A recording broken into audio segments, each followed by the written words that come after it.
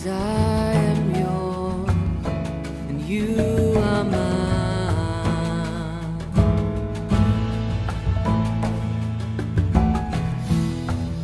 'Cause I am yours and you are mine. You are mine.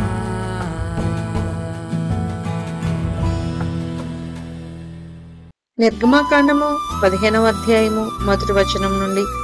అప్పుడు మోషేయు ఇశ్రాయేలీయులను యెహోవాను గూర్చి ఈ కీర్తన పాడిరి. యెహోవాను గూర్చి గానము చేసెదను. ఆయన మిగులు అతిశయించి జయించెను. గుర్రమును దాని రౌతును ఆయన సముద్రములో పడద్రోసెను. యెహోవాయే నా బలము, నా గానము. ఆయన నాకు రక్షణయు ఆయను. ఆయన నా దేవుడు, ఆయనను వర్ణించెదను. ఆయన నా పితరుల దేవుడు, ఆయన మహిమ స్తుతించెదను. యెహోవా యుద్ధశూరుడు, యెహోవా అని ఆయనకు పేరు. ఆయన ఫరో రథములను అతని సేనను సముద్రంలో పడద్రోసెను. అతని అధిపతులలో శ్రేష్ఠులు ఎర్ర సముద్రములో మునిగిపోయిరి. అగాధ జలములు వారిని కప్పెను.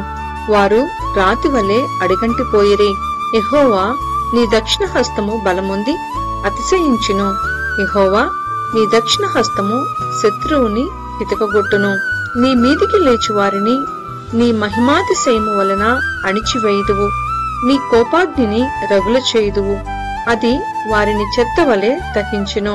నీ నాసికారంధ్రముల ఊపిరి వలన నీళ్లు రాశిగా కూర్చబడెను.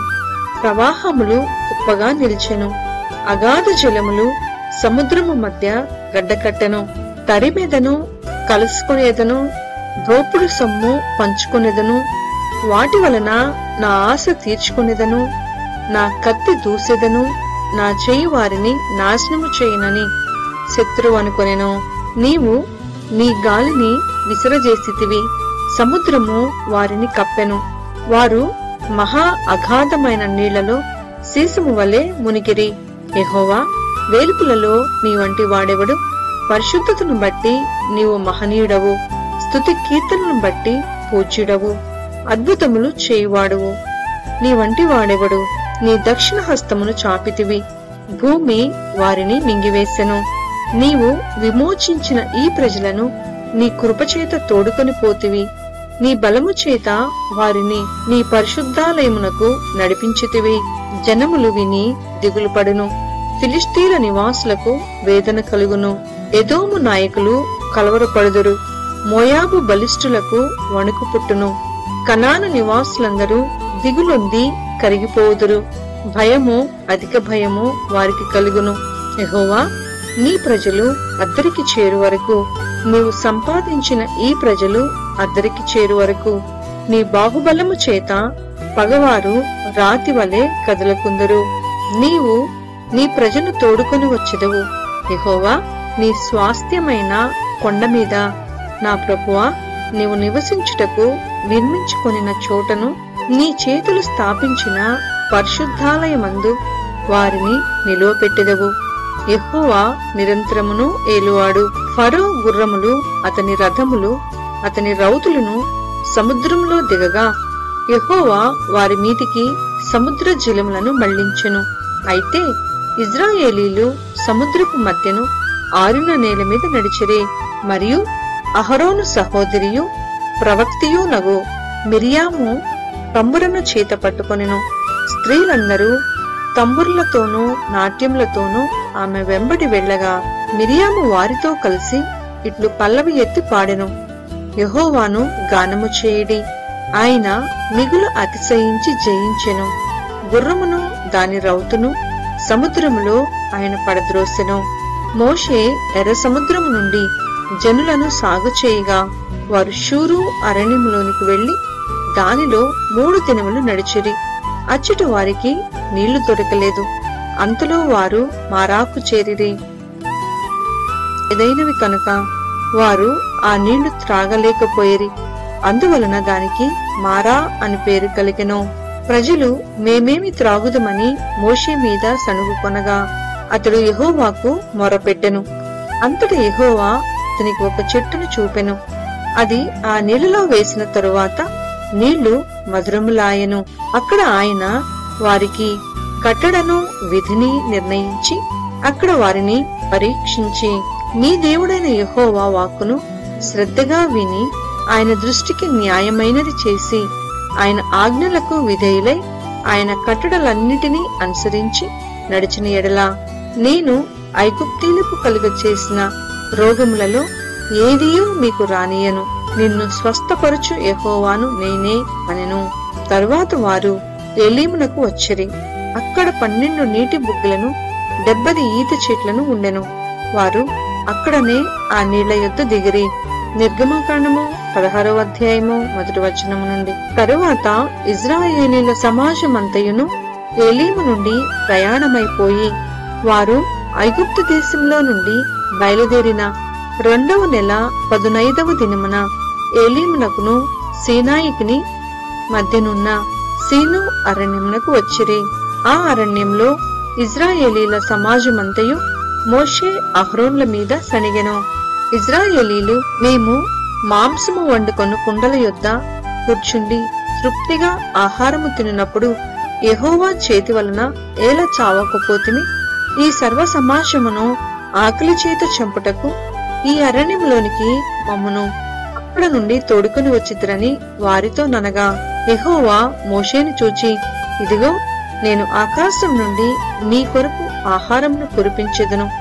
వారు నా ధర్మశాస్త్రమును అనుసరించి నడుతురో లేదో అని నేను వారిని పరీక్షించినట్లు ఈ ప్రజలు వెళ్లి ఏనాటి బత్తెము ఆనాడే కూర్చుకొనవలెను. మరియు 6వ దినమున వారు తెచ్చుకొనిన దానిని సిద్ధపరచుకొనవలెను. వారు దినదినమున కూర్చుకున్న దానికంటే అది 2 ఉండవలెనెను. అప్పుడు మోషే అహరోనులు ఇజ్రాయేలీలందరితో, యెహోవా ఐగుప్తు దేశంలో నుండి మిమ్మును బయటికి రప్పించినని సాయంకాలమందు మీకు తెలియబడును. యెహోవా మీద మీరు సణిగిన సణుగులను ఆయన వినుచున్నాడు. ఉదయమున మీరు యెహోవా మహిమను చూచెదరు. మేము ఏపాటి వారము, మా మీద సణుగునేలా అనిరి. మరియు మోషే, మీరు తినుటకై సాయంకాలమున మాంసమును ఉదయమున చాలినంత ఆహారమును యెహోవా మీకియ్యగాను మీరు ఆయన మీద సణుగు మీ సణుగులను యెహోవాయే వినుచుండగాను మేము ఏపాటి వారము, మీ సణుగుట యెహోవా మీదనే కాని మా మీద కాదనెను. అంతటి మోషే అహరోనుతో, యెహోవా సన్నిధికి సమీపించుడి, ఆయన మీ సణుగులను వినెనని నీవు ఇజ్రాయేలీల సర్వ సమాజముతో చెప్పుమనెను. అట్లు అహరోను ఇజ్రాయేలీల సర్వ సమాజముతో మాటలాడుచుండగా వారు అరణ్యము వైపు చూచిరి. అప్పుడు యెహోవా మహిమ ఆ మేఘములో వారికి కనపడెను. అప్పుడు యెహోవా మోషేతో ఇట్లనెను, నేను ఇజ్రాయేలీల సణుగులను వింటిని. నీవు సాయంకాలమున మీరు మాంసము తిందురు, ఉదయమున ఆహారము చేత తృప్తి పొందుదురు. అప్పుడు మీ దేవుడినైన యెహోవాను నేనే అని మీరు తెలుసుకుందురని వారితో చెప్పుమనెను. కాగా సాయంకాలమున పూరేడులు వచ్చి వారి పాళెమును కప్పెను. ఉదయమున మంచు వారి పాళెమును చుట్టూ పడియుండెను. పడిన ఆ మంచు ఇరిగిపోయిన తరువాత నూగు మంచు వలె సన్నని కణములు అరణ్యపు భూమి మీద కనపడెను. ఇజ్రాయేలీలు దాన్ని చూచినప్పుడు అది ఏమైనది తెలియక ఇదేమి అని ఒకరితో ఒకరు చెప్పుకొనిరి. మోషే, ఇది తినుటకు యెహోవా మీకిచ్చిన ఆహారము. యెహోవా ఆజ్ఞాపించినదేమనగా, ప్రతివాడును తన వారి భోజనమునకు ప్రతివాడు తన కుటుంబంలోని తలకు ఒక్కొక్క ఓమెరు చొప్పున దాన్ని కూర్చుకొనవలెను. ఒక్కొక్కడు తన గుడారంలో నున్న వారి కొరకు కూర్చుకొనవలెననెను. ఇజ్రాయేలీలు అట్లు చేయగా కొందరు హెచ్చుగాను కొందరు తక్కువగాను కూర్చుకొనిరి. వారు ఒమెరుతో కొలిచినప్పుడు హెచ్చుగా కూర్చుకొనిన వానికి ఎక్కువగా మిగులలేదు, తక్కువగా కూర్చుకుని వానికి తక్కువ కాలేదు. వారు తమ తమ ఇంటి వారి భోజనమునకు సరిగా కూర్చుకొని ఉండిరి. మరియు మోషే దీనిలో ఏమీయూ ఉదయం వరకు ఎవరినో మిగిల్చుకొనకూడదని వారితో చెప్పెను. అయితే వారు మోషే మాట వినక కొందరు ఉదయం వరకు దానిలో కొంచెము మిగిల్చుకొనగా అది పురుగు పట్టి కంపు కొట్టెను. మోషే వారి మీద కోపపడగా వారు అనుదినము ఉదయమున ఒక్కొక్కడు తన ఇంటి వారి భోజనమునకు తగినట్టుగా కూర్చుకొనేరి. ఎండ వేడిమికి అది కరిగెను. 6వ దినమున వారు ఒక్కొక్కనికి 2 ఓమెరుల చొప్పున 2 ఆహారము కూర్చుకొనినప్పుడు సమాజము యొక్క అధికారులందరూ వచ్చి అది మోషేకు తెలిపిరి. అందుకు అతడు, యెహోవా చెప్పిన మాట ఇది, రేపు విశ్రాంతి దినము, అది యెహోవాకు పరిశుద్ధమైన విశ్రాంతి దినము. మీరు కాల్చుకొనవలసినది కాల్చుకొనుడి, వండుకొనవలసినది వండుకొనుడి. ఉదయం వరకు మిగిలినదంతయు మీ కొరకు ఉంచుకొనుడని వారితో చెప్పెను. మోషే ఆజ్ఞాపించినట్లు వారు ఉదయం వరకు దానిని ఉంచుకొనిరి. అది కంపు కొట్టలేదు, దానికి పురుగు పట్టలేదు. మోషే, నేడు దాన్ని తినుడి, నేటి దినము యెహోవాకు విశ్రాంతి దినము, నేడు అది బయట దొరకదు, 6 దినములు దాన్ని కూర్చుకొనవలెను. విశ్రాంతి దినమున అనగా 7వ దినమున అది దొరకదనెను. అట్లు జరిగెను. ప్రజలలో కొందరు 7వ దినమున దాన్ని కూర్చుకొన వెళ్ళగా వారికేమీయూ దొరకకపోయెను. అందుకు యెహోవా మోషేతో ఇట్లనెను, మీరు ఎన్నాళ్ల వరకు నా ఆజ్ఞలను నా ధర్మశాస్త్రమును అనుసరించి నడవనొల్లరు? చూడుడి, నిశ్చయంగా యెహోవా ఈ విశ్రాంతి దినమును ఆచరించుటకు సెలవిచ్చెను. కనుక 6వ దినమున 2 దినముల ఆహారము మీకనుగ్రహించుచున్నాడు. ప్రతి వాడును తన తన చోట నిలిచి ఉండవలెను. 7వ దినమున ఎవడును తన చోట నుండి బయలు వెళ్ళకూడదనెను. కాబట్టి 7వ దినమున ప్రజలు విశ్రమించిరి. ఇజ్రాయేలీలు దానికి మన్నా అని పేరు పెట్టిరి. అది తెల్లని కొత్తిమీర గింజ వలె నుండెను. దాని రుచి తేనెతో కలిపిన అపరూపం వలె నుండెను. మరియు మోషే ఇట్లనెను, యెహోవా ఆజ్ఞాపించినదేమనగా, నేను ఐగుప్తు దేశం నుండి మిమ్మును బయటికి రప్పించినప్పుడు అరణ్యములో తినుటకు నేను మీకిచ్చిన ఆహారమును మీ వంశస్థులు చూచినట్లు వారు తమ యొద్ద ఉంచుకొనుటకు దానితో 1 ఓమెరు పట్టు పాత్రను నింపుడనెను. కాబట్టి మోషే అహరోనుతో, నీవు 1 గిన్నెను తీసుకొని దానిలో 1 ఓమెరు మన్నాను పోసి మీ వంశస్థులు తమ యొద్ద ఉంచుకొనుటకు యెహోవా సన్నిధిలో దాన్ని ఉంచమనెను. యెహోవా మోషేకు ఆజ్ఞాపించినట్లు ఉంచబడుటకు సాక్ష్యపు మందసము ఎదుట అహరోను దాన్ని పెట్టెను. ఇజ్రాయేలీలు నివసించవలసిన దేశమునకు తాము వచ్చు 40 ఏండ్లు మన్నానే తినుచుండిరి. వారు కనాను దేశపు పొలిమేరలు చేరు వరకు మన్నాను తినిరి.